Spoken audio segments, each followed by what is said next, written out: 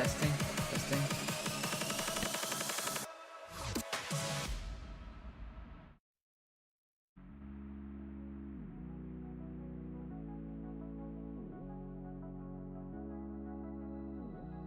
Yeah, I'm lost and numb, cold to the touch. I pretend like I don't remember your name. Every masterpiece turns to blasphemy. When I close my eyes, yeah, I still see your face. We were the thunder and the lightning, burning fire that started from a spark. I would spend you just to watch you twirl. It was us against the world. You were the rain falling on my skin. Yeah, I was dying when you pulled me in. I was your rebel and you were my girl. It was us against the world.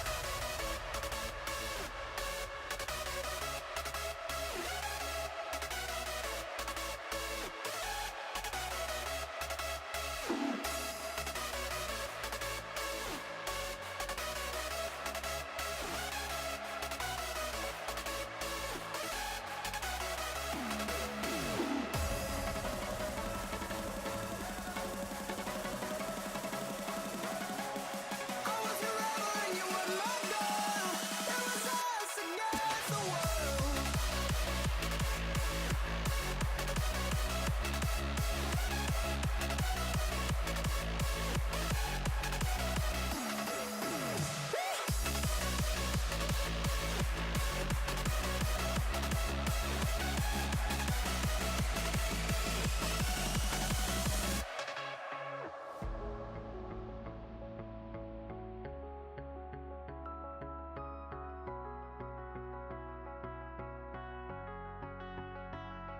Yeah, I'm pale gray, all dust and fade. When I call for you, all I hear back is pain. Every song must end, even diamonds fade. When the darkness comes, I'll count up my mistakes. We were the thunder and the lightning, burning fire that started from a spark. I would spend you just to watch you twirl. It was us against the world. You were the rain falling on my skin. Yeah, I was dying when you pulled me in. I was your rebel and you were my girl. It was us against the world.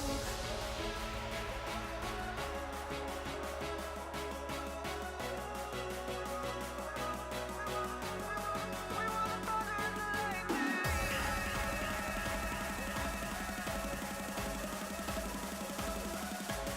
I was your rebel and you were my girl. It was us against the world.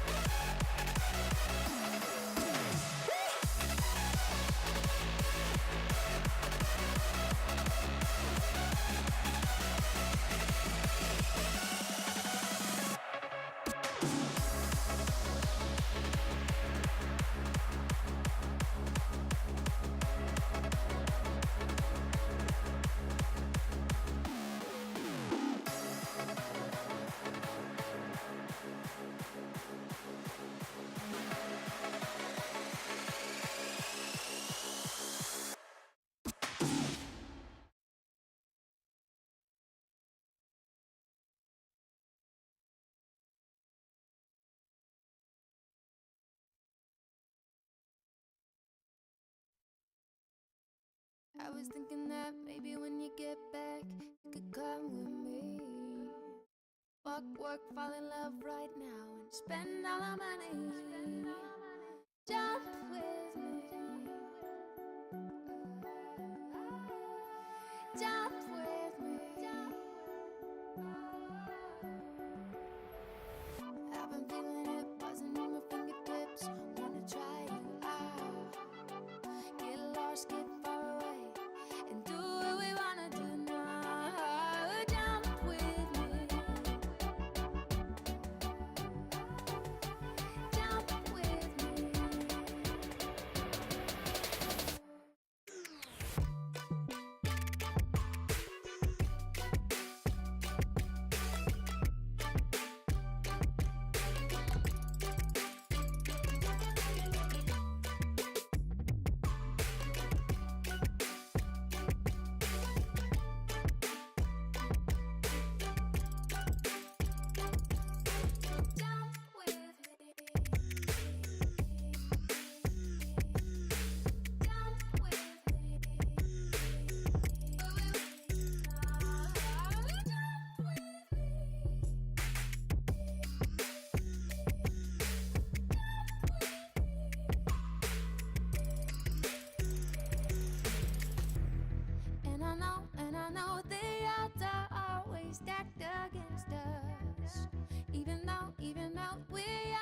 trying, da da da da da da.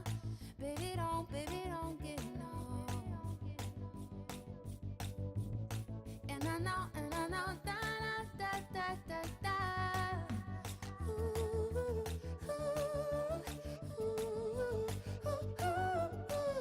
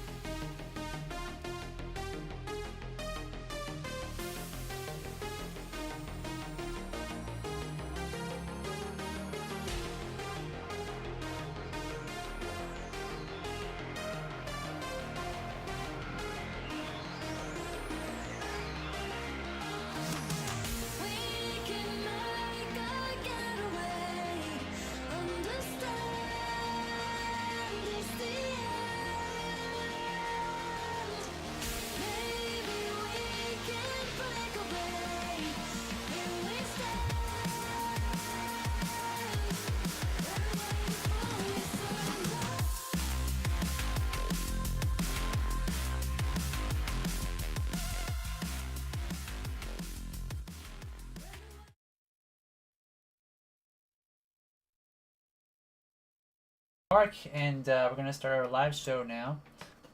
So this week our sponsor is Puppet Putty from Don Carlson, and so Puppet Putty, actually we're almost completely sold out of it because the creator of it, Don, was telling me that he had a hard time finding the proper wax to make more, and so he bought a substitute wax, and it didn't work out really well. So he finally got more and is making another batch. So I do know that we're almost sold out, but I'm hoping that within about 2 weeks or so we'll have more.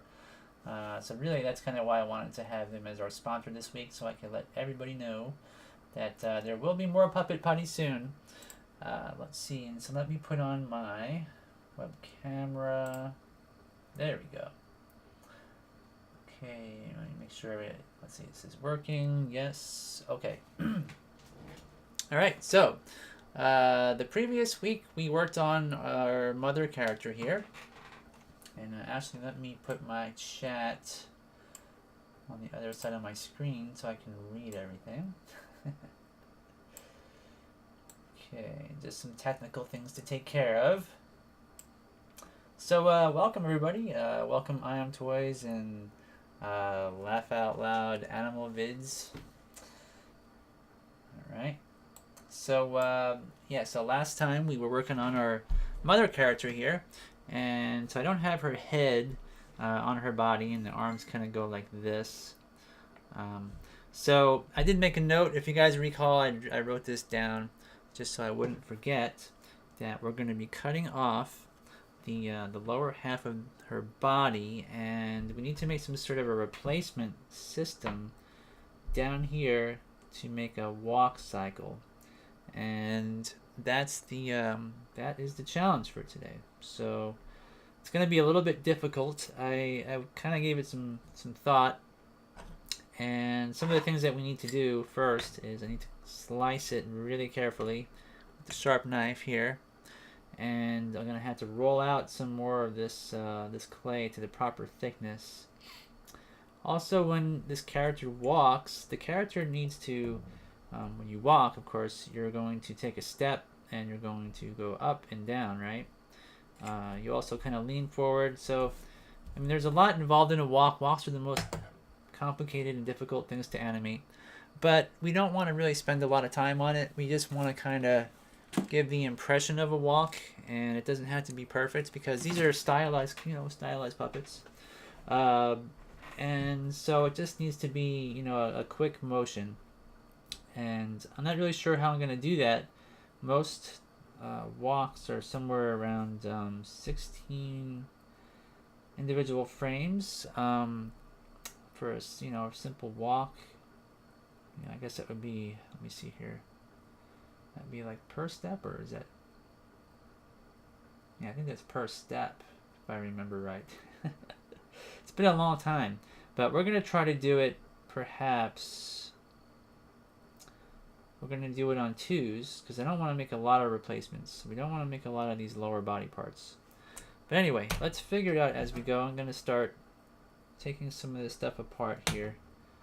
I don't want to damage anything, so I'm going to kind of get underneath her little apron here.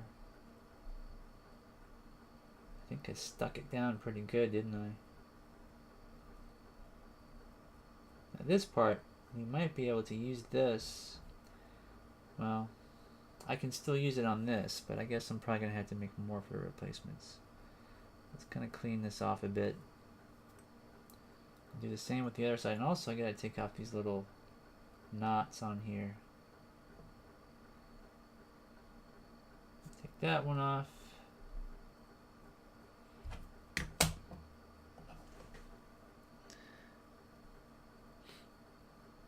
Okay, Janet. Yeah, thanks. I'll look at that after the show.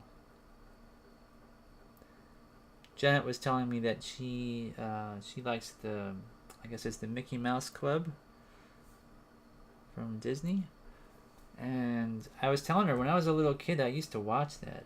My parents used to put it on TV. It was one of those things that, I mean, there weren't a huge amount of kid shows when I was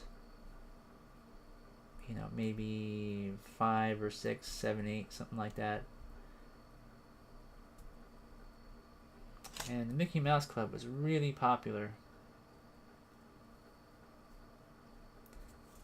So if you're a kid, you probably saw it. Your parents probably put it on the television for you. So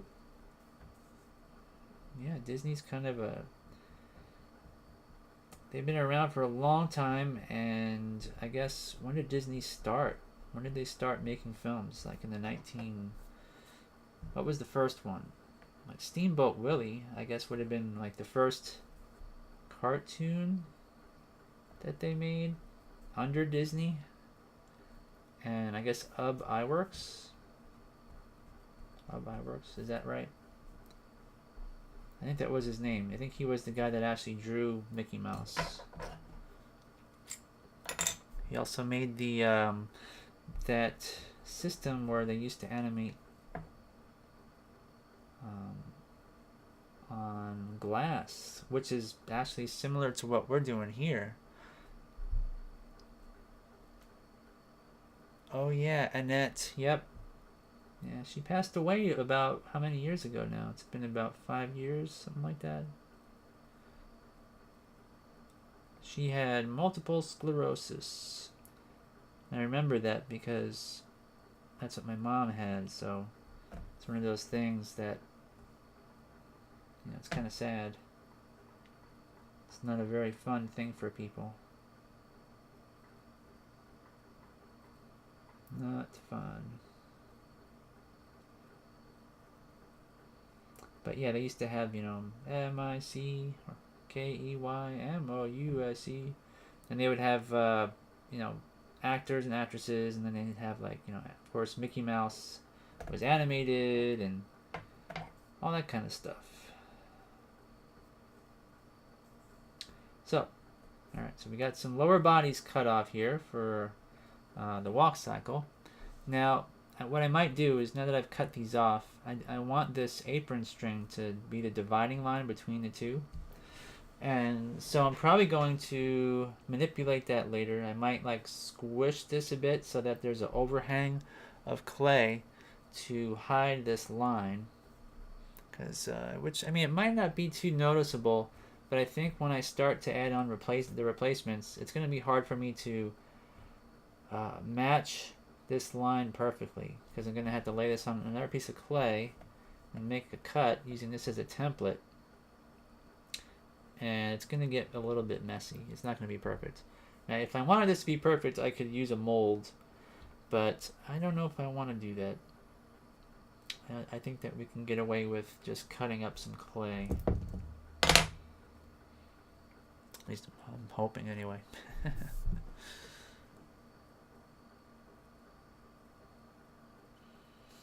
Oh, okay. That's cool, I Am Toys. Yeah.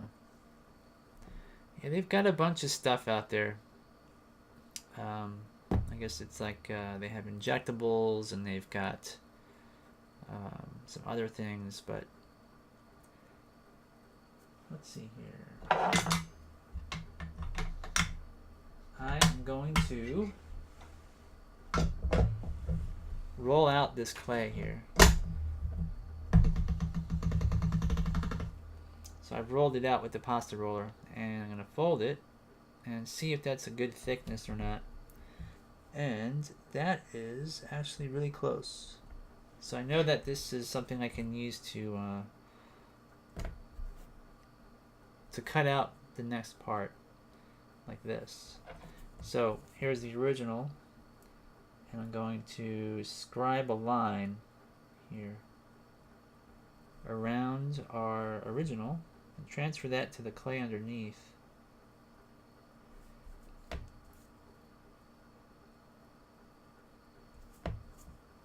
Like this. And then I'm gonna think about what I want to do with it. Now, like I said before, we want this body to kind of go up and down when it walks. And so if I were to cut this out at the exact same height, it would not give us the illusion of moving down. So we had to make it a bit shorter. So I'm going to kind of cut about I'm gonna scribe a line here. Can you guys even see that? I wonder. All right. So the original size was from here to here. So I've shortened it about that much. I don't know what that much is. It's just by eye, but I think that will be enough to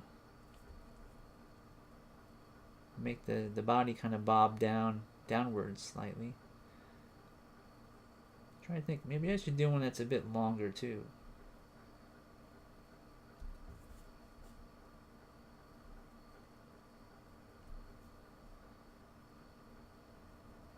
This will be the shorter of the three, maybe. How many replacements should I do? That's another question.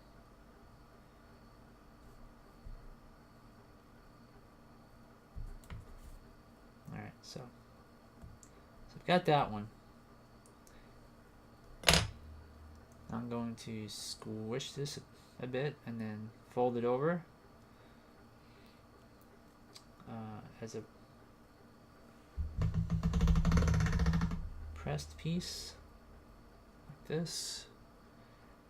Get our thickness again, and I'm gonna put this over here, and I'm gonna have to use more clay, so I've got my little stash here. Cut a piece off,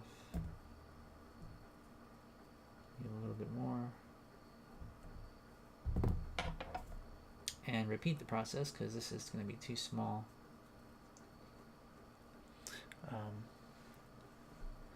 That says in Poland we don't have Mickey Mouse Club because we have Disney Channel since December 2006.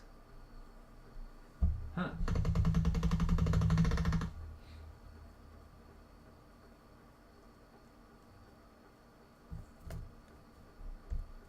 Okay, so I'm going to put this side over here. Repeat the process. So I'm gonna scribe a line.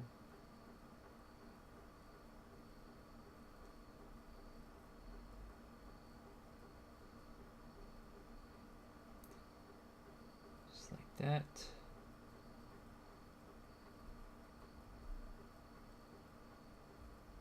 Oops. Gonna get it as accurate as I can. So this top line has to be really precise because otherwise when I line up the two, it might not line up. So let's just see what these two look like here. Yeah, see, that worked out pretty good. So here's the original. Fits on there like that. And this one. So that line is pretty good. I'm pretty happy with that. So hopefully it will be the same precision with this side. But first, what I need to do is I need to make it about the same height as the other side to have it symmetrical. So I'm going to lay that piece on there, and then I'm going to scribe a line along the bottom. This will give me the height. And by the way, this knife is pretty sharp. It's an X-Acto blade. I've got another knife, which is an X-Acto knife that's dull, that I use for other purposes. So if you want to trim things like plastic, sometimes I like to use a more dull knife, and the reason for that is that sometimes when you use a sharp knife, it tends to really cut into things almost too easily, and when you slice into something, you sometimes want to have a little bit of control, and when it's too sharp, it's a little bit less easy to control. It's like when you cut into clay. Well, clay's not a good example, but like especially like styrene plastic, and you want to like trim a little piece off like this. And styrene is a lot harder than clay, but a lot of times you get the angle wrong, and you tend to dig in to your plastic. If you get the wrong angle, it wants to kind of follow its own direction, and it's not easy to fix that. Anyways, so got that. And how come it seems like? Oh, it's actually the right size. Okay. So we got these two, and so I could go with one that is a little bit shorter than this. What do you think I'll do next?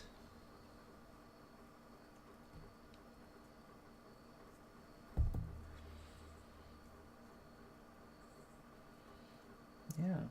When I was a kid, we used to watch the Mickey Mouse Club a lot. It was just really popular. They had all the Mickey Mouse toys, and Disney was pretty much the dominant toy company for a long time.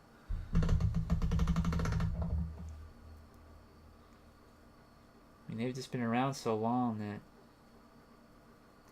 And then when I got to be about maybe 10 years old, I was into like the He-Man toys and stuff. He-Man, G.I. Joe, other cartoons like that. And so I went through phases. It was like Disney, and then the Smurfs, believe it or not, that was really famous. And my parents my mom used to take me to the store and get like these little, I guess they were made out of vinyl perhaps. All the like Gargamel and Papa Smurf, and then I forget all their names. There was like what's that one that was always angry? Was always negative. So there was like a bunch of different characters, and my sister and I used to play in my room. We used to have like a little Smurf set thing going on. But then I started to get into like, more G.I. Joe stuff. He-Man. Who else? Star Wars toys, that was a big one.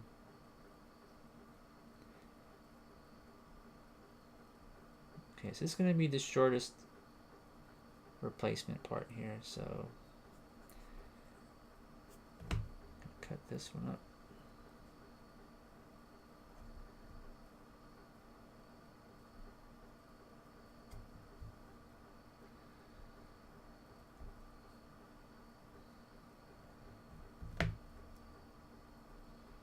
And I didn't really get into Legos too much. I had Lincoln Logs. That was another thing.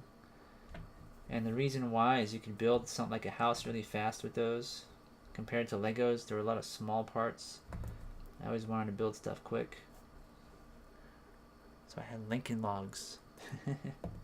So my imagination, I was always building like, if you think about it, it's kind of like stop motion, building like little sets for your characters to live and pretending they're alive and coming up with all kinds of stories and what they do, and it's not much different than what I'm doing here in a way. It's kind of weird. Stop motion animators are always being accused of playing with toys, playing with dolls and stuff. But it's like when you're a kid, you relate to stuff like that, and your imagination and stories, anything's possible. And I think that when you get older, you realize that life is really limiting in what you can do in terms of storytelling. There's books, you can write, just strictly write stuff. There's different things. The writing is probably the most popular way to tell a story. You can go to a bookstore and there's tons and tons of stories. But that in itself, of course, writing books means you have to sit there and read it. And if you can condense a story and cut out all of the... Oh, I need to make this one shorter. If you can sort of cut out all of the unnecessary stuff, you can tell a story in an hour and a half or whatever. Or if it's a really short story, you can make a short film that's only like 20 minutes long, or maybe 5 minutes long, or whatever. So in a way, it's just a more efficient way of telling a story, and I think that animation in particular is just a really great way to do it because there's really no limits to it. There's no limits at all.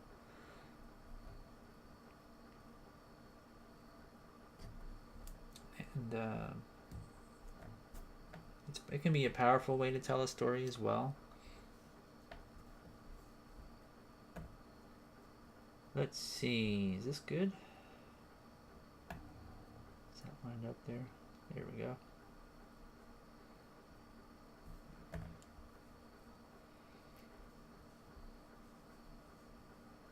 All right.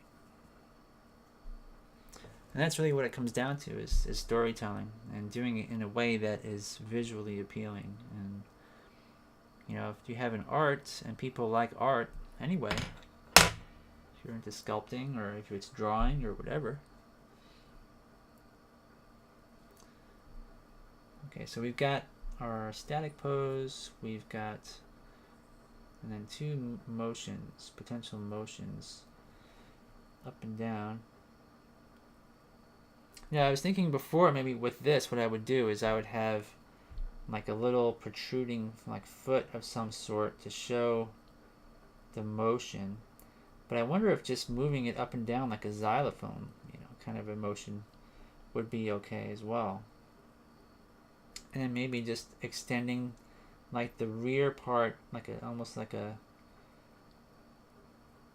snail would have, like a trailing, you know, individual leg, because with an apron, you figure that part would, as it compresses, would also lengthen, and to leave a little trail of cloth for each step, I think that would probably work. So that would make each step, if I did this on 2s, 2, 4, 6, that'd be a quarter of a second. So that would be way too fast. That'd be like so if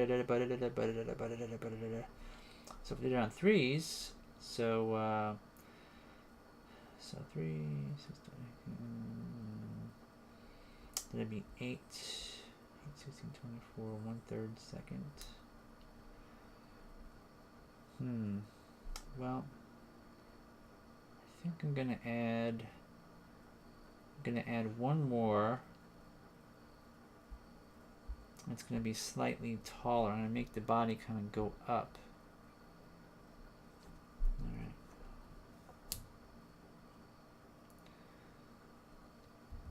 So I'm hoping that, in theory, this will work really well, but let's get some more clay.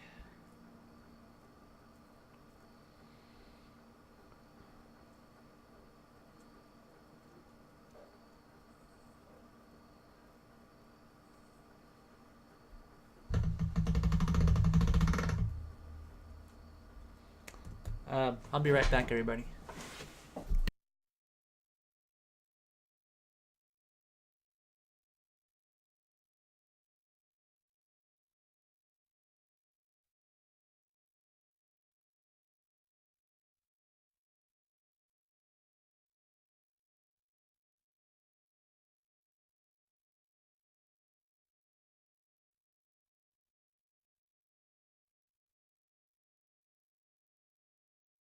I'm back.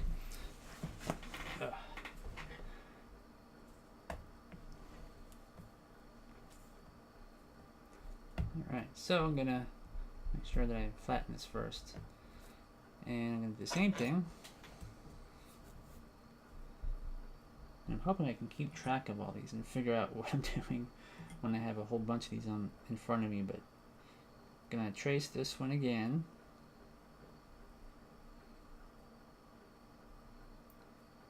And scribe a line around it.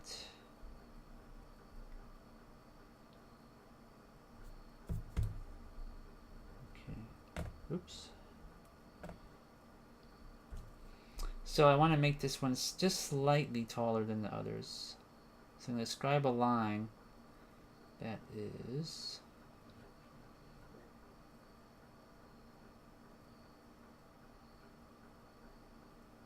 that.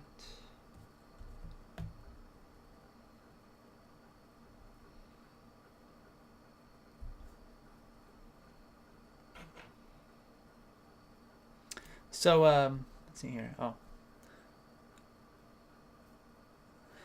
so I see that I Am Toys says, I think what's interesting with Mickey Mouse Club from the past is it spawned big careers.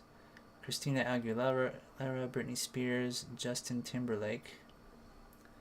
Yeah. And what's the other girl? The one that there's another singer out there. I forget her name though.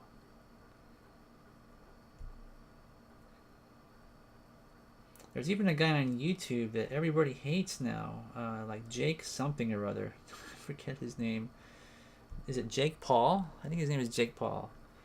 I saw my son watching some of his videos on YouTube. There's a big controversy over his antics with his neighbors. Like, I think he like burned all of his. He burnt a bunch of like furniture in his pool and harasses his neighbors and stuff. So it seems like, you know, some of them turn out, they use their fame in a certain way that everybody likes them, and in others, everybody hates them. It's kind of funny.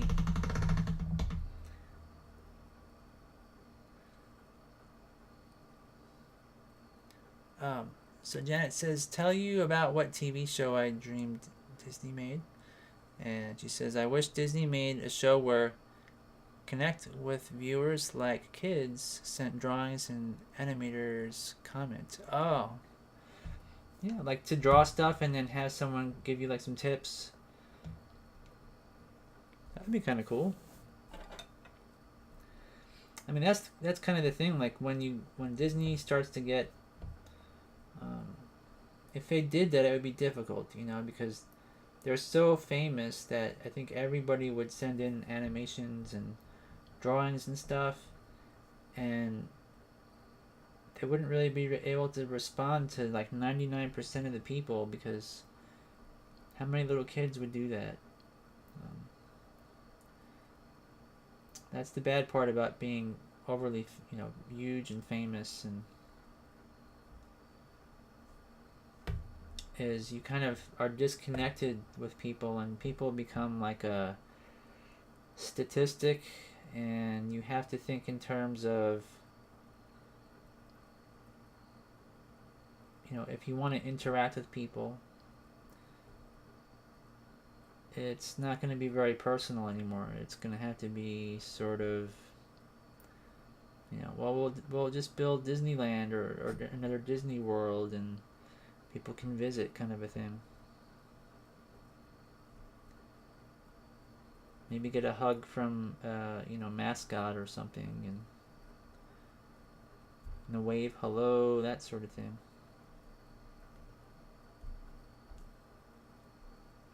Yeah, it definitely changes the dynamic when you're that big, for sure. It's a nice idea, though.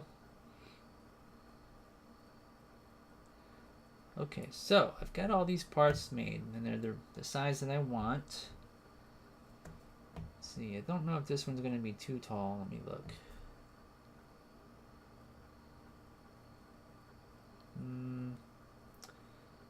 Let's say slightly too big, so I'm just going to shave off a little bit.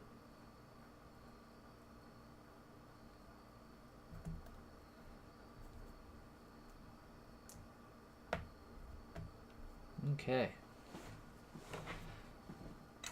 Now, so with regards to a trailing piece of cloth, like a tail, it would have to be longest on the shortest one. So if I were to sort of put these in order, tallest to shortest,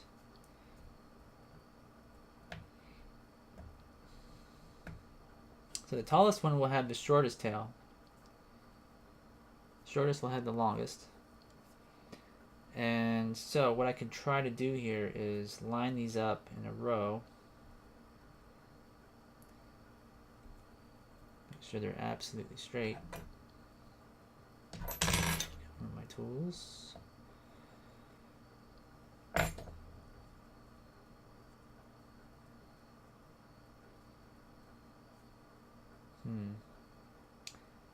Well, I think I need to line it up actually with that point there. So I really can't use this. Like this, actually. Something like that. Over here.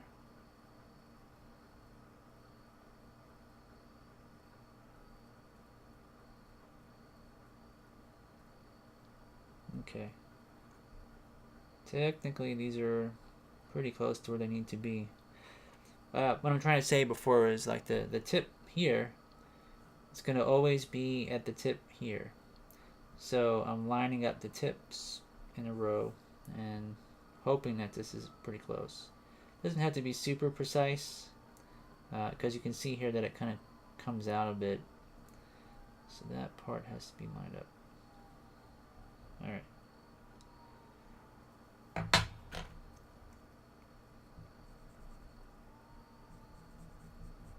So I think having it like this.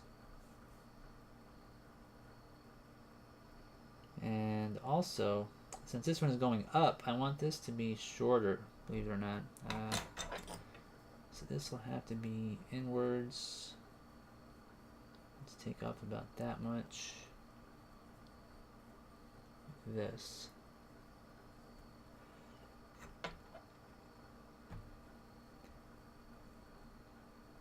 So if I were to kind of think of this in the curve. Actually, I should probably reverse these, shouldn't I?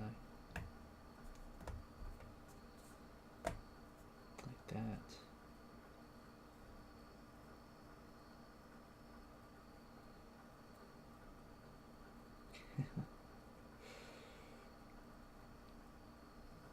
Alright, so this will be out to here.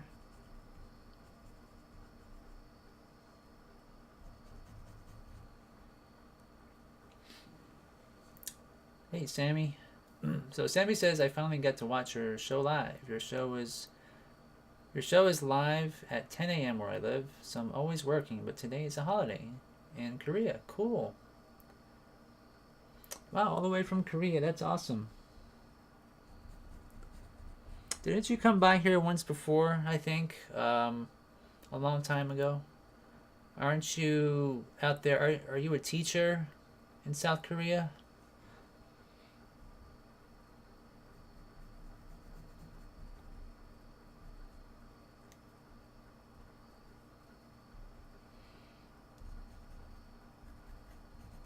Seems like scary times right now if you live there. I don't envy anybody that lives in Seoul. I mean, that's times are crazy right now. And Janet says, or show where use Judy Hopps from Zootopia, Disney Princess, and promo help respect others. Oh, okay, so like a moral kind of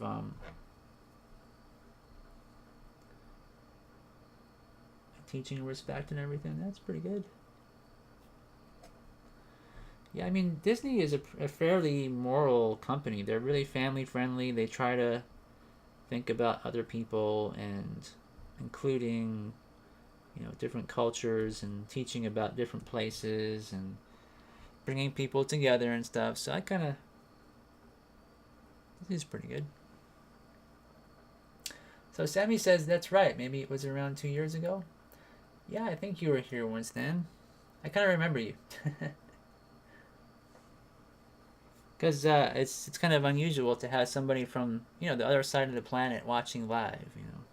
I mean, Janet's from Poland, so that's another thing that I've never forgotten where she lives because it's so far away.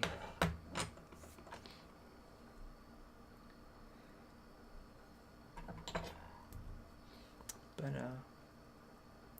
yeah, South Korea is kind of a neat place in terms of art and even clanimation. They have a clanimation studio there which does really awesome work, and one of the people that taught them was Will Vinton. Will Vinton actually went out there and they're big fans of his.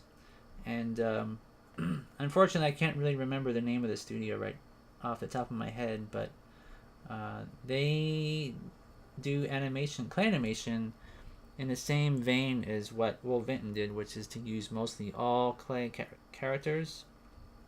Um, on our Facebook fan page, a few weeks back, I posted a video of theirs, which I couldn't understand it. I think there might be subtitles, but it's like this one guy that goes into a bathroom. He has to go really bad, and it's like a little short comedy piece. But the animation is really good, and they did these like replacement. I'm pretty sure it's replacements, but like replacement faces for their lip syncing, and the sets were really good, and it was funny, and it was kind of the Asian version of Will Vinton Studios, and it's really cool that people still appreciate that, and still want to try to emulate that. And some of the best sculptors that I've seen that sculpt like 1/6 scale figurines, most of them are, believe it or not, they're girls from South Korea. Some of the best sculptors I've honestly ever seen. So it's a cool place. I mean, I would love to kind of go there and spend some time. Sometime my wife's from the Philippines, so sometimes if we get a flight, one of the options on our flights is to either stop over in Japan or to stop over in South Korea. And we've always gone to Narita, the airport called the Narita in Japan. And so it's kind of neat, like you can see the different cultures and stuff, but you can only do it from the perspective of an airport. But I'd like to go out there, and Japan and South Korea, just like if we stop over, I'd like to spend like a week there and just look around, and it's like just a neat culture. I'm watching a video that I'm halfway through with right now. It's called Becoming a Woman in Zanskar. And Zanskar is in the Himalayan region. It's, I guess, somewhere northern Nepal. Maybe by Bhutan, which is in the same, vicinity. And just to see how people live in the culture and how different it is. I really kind of draw inspiration for ideas, when I watch stuff like that. And so the story that they tell is actually not a story. It's a short documentary, and it's all real. And so it's about these women that what they do is their lives are pretty much like any like a young person would have, in terms of their relationships with their friends and family and all. But the culture itself is that if you're a girl, you get sort of sold off to a family, and you marry their son, and there's like a transaction that happens that they trade like sheep and money and different goods with the other family, that whoever takes the daughter. And so all these villagers from the village where the son is, where the man is, and I think they're only about 18 years old when they get married. They get together on horseback, and they have like a little band of men on horseback, and then what they do is they go out of their village and they kidnap the woman from the other village after all this like legal, there's like a documentation and all this other kind of stuff, and then they go out there and they like kidnap the girl and take her away and marry them off. And I'm only about halfway done with watching it. It's kind of long. It's like an hour and a half. So I haven't gotten to the part where she gets kidnapped, but it's so cold. Like in the Himalayas, there's snow everywhere, and there's no central heating. They survive with like yaks and stuff. I guess there's sort of like a yak, and so I guess they feed them hay or whatever they've got, and then maybe they get like milk from them and stuff. So they kind of live off this yak milk and yak butter, uh, and they really work hard, to survive. Like they're surviving by working super hard on a farm, and they've got like these. Like if you go to your house or you leave your little village, which has about maybe 10 homes in it, when you leave it and go to another village, you're traveling by like these little horses that they ride on, like these little horses, and you're gonna travel far. You're like talking, 10-mile distance to the next village on a horse, and I don't know. It's in the middle of winter. There's snow everywhere, and it's really weird. It's just so different, and you wonder how they can be so happy because they all seem to be smiling. They all seem carefree, and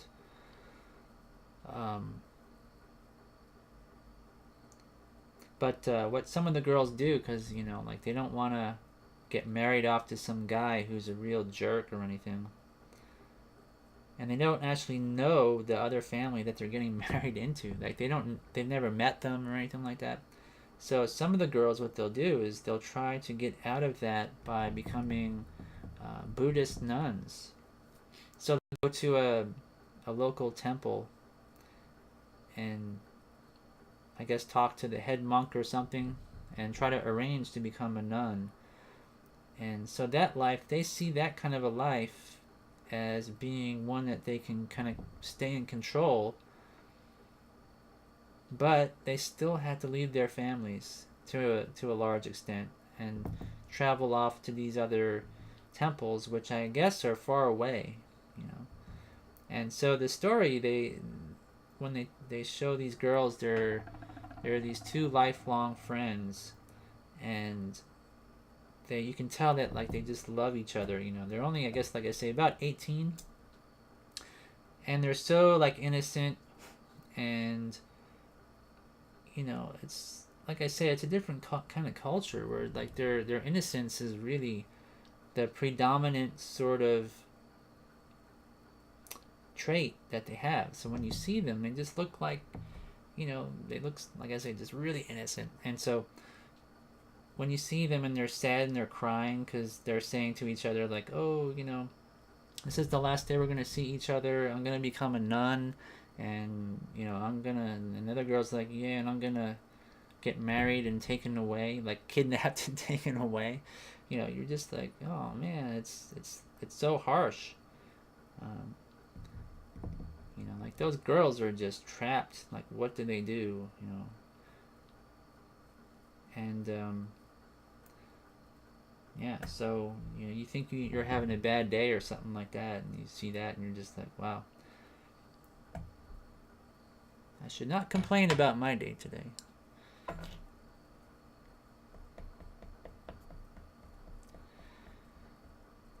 So I'm just making clay puppets, So Janet says in Poland in 80 we have a live action invisible hand where kids help old people when they don't see. Oh, that's neat. Kind of people helping each other out. That's good. Yeah.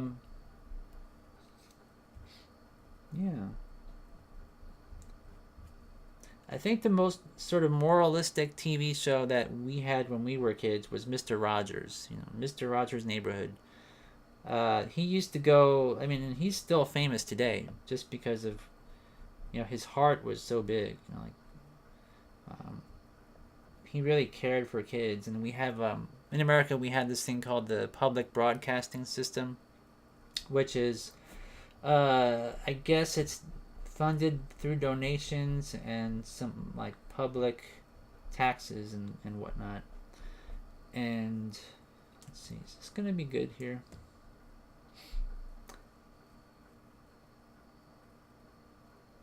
I think I need to lengthen this one.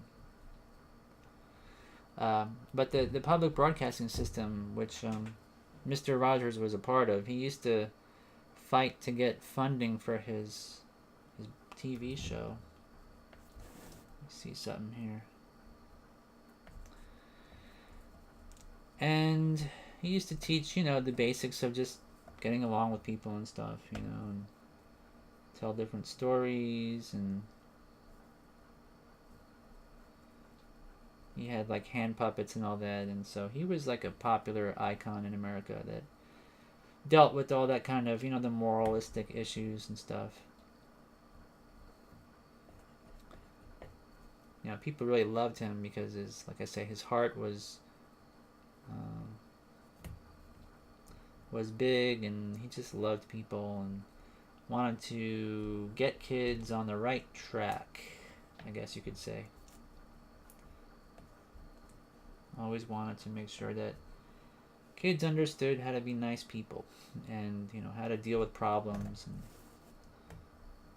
all those things. Okay, so can you guys see here what I've done? So I've got like the longest tail for the shortest piece, and then as this is like the neutral stance in the center here, and then this one is got to be the narrowest, but I'm not sure if this is narrow enough here. Next time we do the show, what I might need to do is we'll have to add the aprons on here and stuff as well, but I might set up my camera and we're going to animate these and make sure that all of this works, because as you can see, like, the seam line looks really good, like the way it worked out when I traced it, but as we animate it, I want to make sure that the body goes up and down properly, and that, like I said, this tail might be, this one might be too long, this one might be too short. I don't really know. So right now it's just kind of a guess. But I'm going to clean these up now and just kind of make these look kind of the way I want them. Yeah. Oh yeah, that's right, Davy and Goliath. Yeah, that was one of the most moralistic kind of stop motion clay animation type TV series. And Gumby was also, Art Clokey's Gumby was also fairly moralistic, wasn't it? Art Clokey was he was a Buddhist, I guess. There's a short film or a short documentary called Gumby Dharma, and he explains all of his philosophy with like why Gumby is green, for example, and how he tried to make his cartoons, if you want to call them that, short films, cartoons, relatable to anybody who watched it, So yeah, I mean, there's a lot of good people out there that tell stories like that.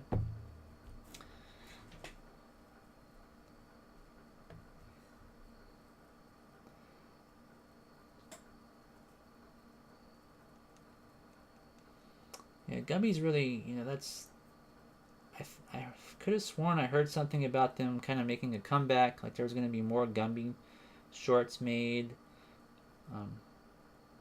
And I think it was it Joel Clokey?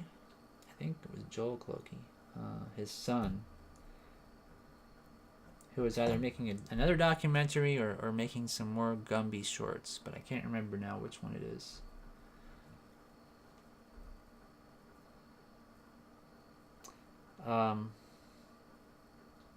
Yeah. I think that's, let's see here. I think these look pretty good for now. I think I don't want to make these like super detailed until I set up my animation camera and can be sure that all of this is going to work animation wise. And I kind of want to test also to see if the number of frames and the number of replacement parts is going to look, you know, good, because I want the walk to be quick. I don't really want this character to or any of the characters to have like a really precise slow gait when they walk. I want it to be really stylized.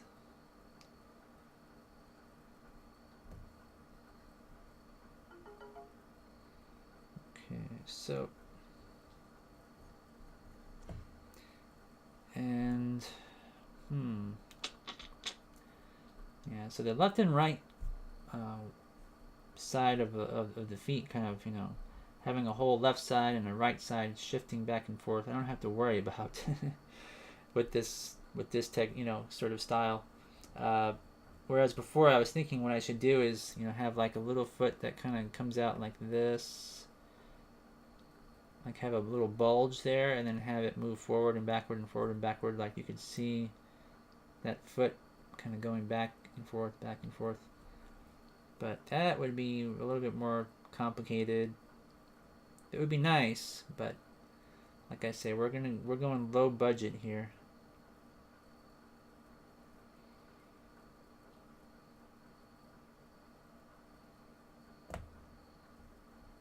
Low budget, as in zero budget. All I have is the clay and the camera and the software. Nothing extra.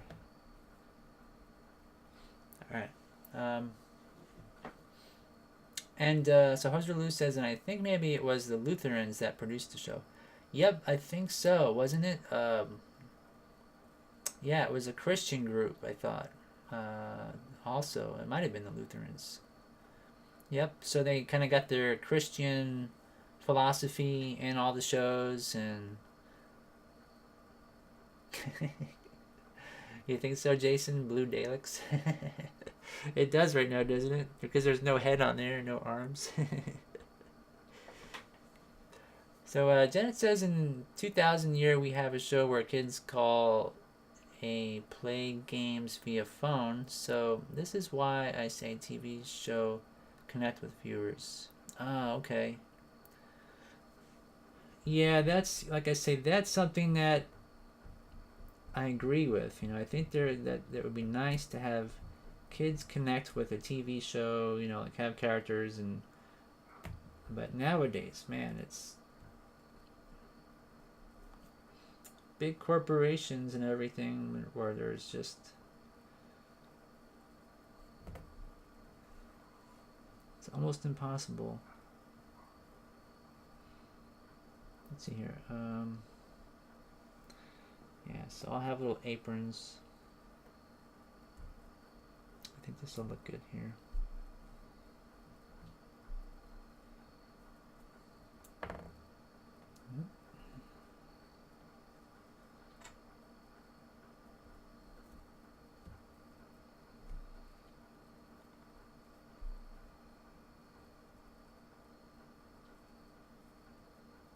So as you can see, this is the full height of the body from the front view. You can see kind of how this is the shortest.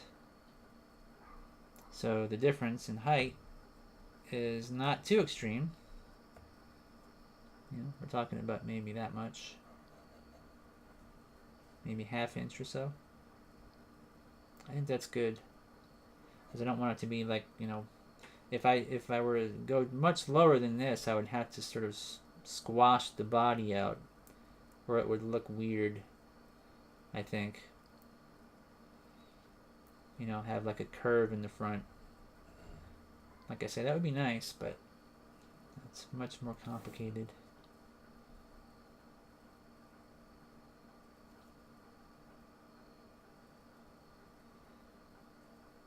Okay, make sure that's pretty much smoothed. This one, it's good. It's alright. Yep, okay. Alright, well anyways, we got about 5 more minutes. So I'm just gonna like maybe just kind of clean up these a little bit more. I've got some oil, mineral oil in here. Clean my brush off a bit. Kind of go over this a little bit.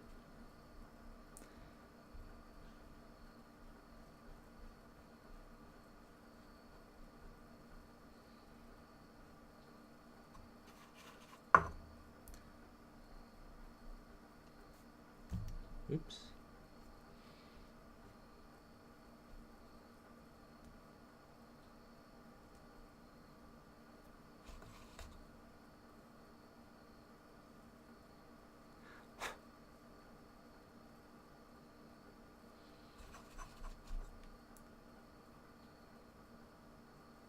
There we go.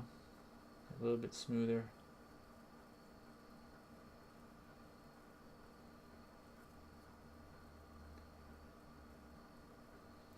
And when I animate this, I might change the shape of these ends slightly if it doesn't look right. You know, when I animate it, that's when it's going to really reveal all the issues. But we'll get it as close as possible just by eyeballing it. So I don't know if you guys can see, there is some like slight textures in here, which is okay. Like I could probably leave some of these textures in, it won't matter. This will be on screen for, you know, 2 frames per walk, per step. So you're not going to really be able to notice a lot of the little fingerprints and things like that. But, you know, just taking an extra 5 minutes to clean it up, it's just, you know, a nice little thing to do. If you can do it, why not?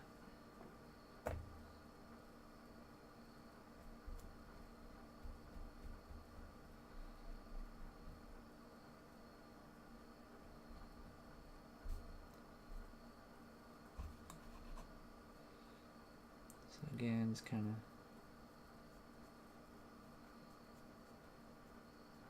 And when you smooth, just one little tip for you guys is that if you smooth in one direction, it might look proper. Like for example, if I hold this like this and I smooth it in the downward direction, it'll look pretty good. But if you shift your lighting and you go across, sometimes the strokes that you made in this direction will actually show up more than if the lighting is at this angle. So it's if it's perpendicular or not to the light, makes a difference. So you want to make sure you kind of turn your piece around according to where your light is to make sure that there's nothing that you missed.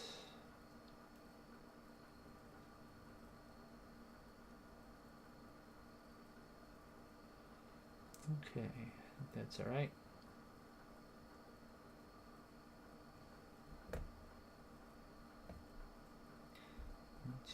Yep.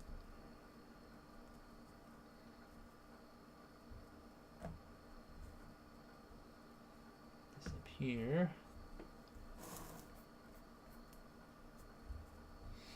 So you'll kind of notice, like, maybe you didn't notice because the camera's down, but if you're handling a lot of darker colored clay and you have something that you want to pick up and move like this, which is white, I didn't actually use my fingers. I used the tip of my end of my paintbrush, because if I touch that, there's purple colorants on my fingers and I don't want to transfer it. So a lot of times when I do that, it's just more, you know, I just remember to do it, and I'm kind of on autopilot, so I don't think to tell you guys why I do things, but that's one thing you want to try to do, is avoid transferring colors from darker to lighter in any way possible. Okay, so I think that's pretty good. I guess I'm going to leave this all the way it is, and like I say, next time I'll set up my animation camera and we'll see how it turns out.